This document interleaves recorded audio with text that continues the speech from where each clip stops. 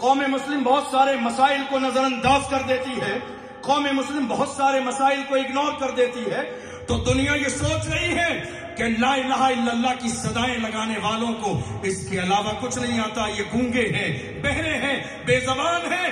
میں ان سے کہنا چاہتا ہوں الحمدللہ جتنی روشنی دنیا کی دوسری قوموں کے پاس ہے، اللہ نے اس سے زیادہ روشنی ہمیں عطا فرمائی ہے۔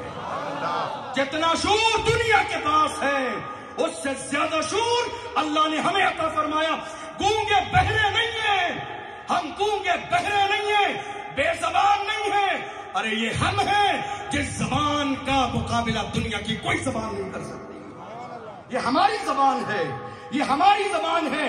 ہمیں زمین پر چلنے کا ادب سکھانے والوں، جس قوم کو زمین پہ بیٹھنے کا شعور ہم نے دیا، جنہیں کھانے کا سلیقہ ہم نے دیا، جنہیں یہ لباس پہننے کا تمیز ہم نے دیا، آج حال یہ ہے جن پتھروں کو ہم نے عطا کی تھی دھڑکنیں، جب بولنے لگے تو ہم ہی پہ برس پڑے۔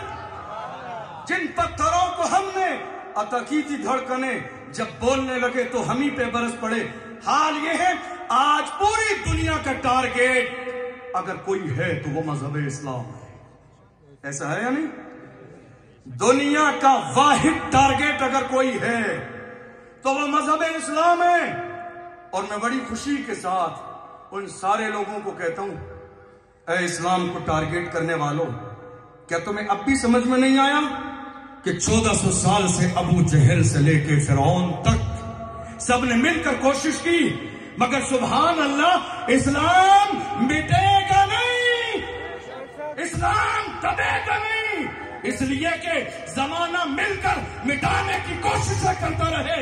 اسلام کی شان یہ ہے فانوس بن کے جس کی حفاظت ہوا کرے وہ شمع کیا بجھے جسے روشن خدا کرے۔